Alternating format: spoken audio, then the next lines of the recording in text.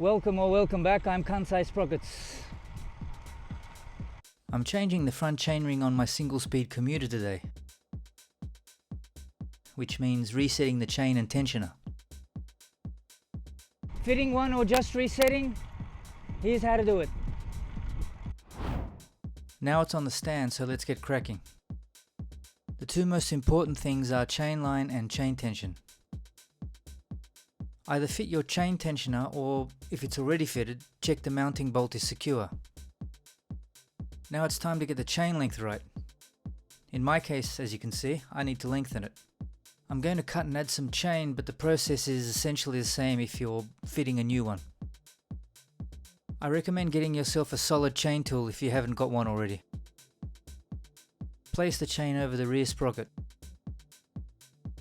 I've already added the extra chain here, but either way, run the chain around the front chainring.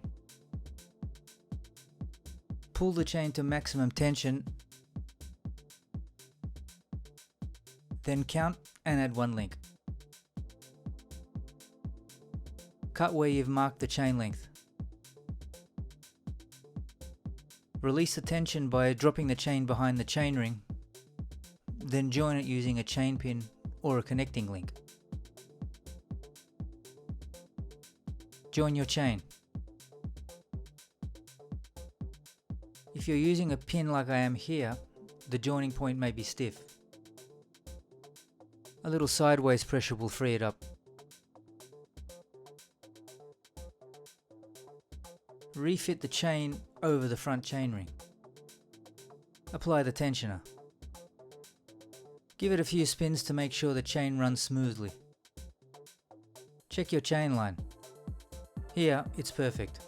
Front chainring, rear sprocket, and tensioner pulley are all aligned. Here's what to do when it's not and looks like this.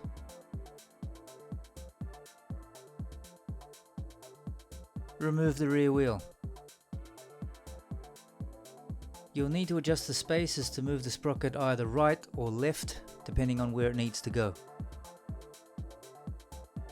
Using a chain whip and a cassette lock ring tool, remove the sprocket and rearrange the spacers accordingly.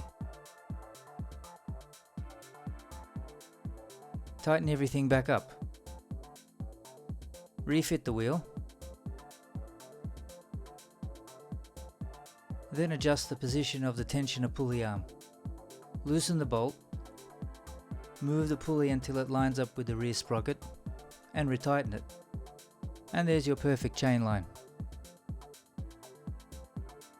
Now just go out and ride. Happy cycling.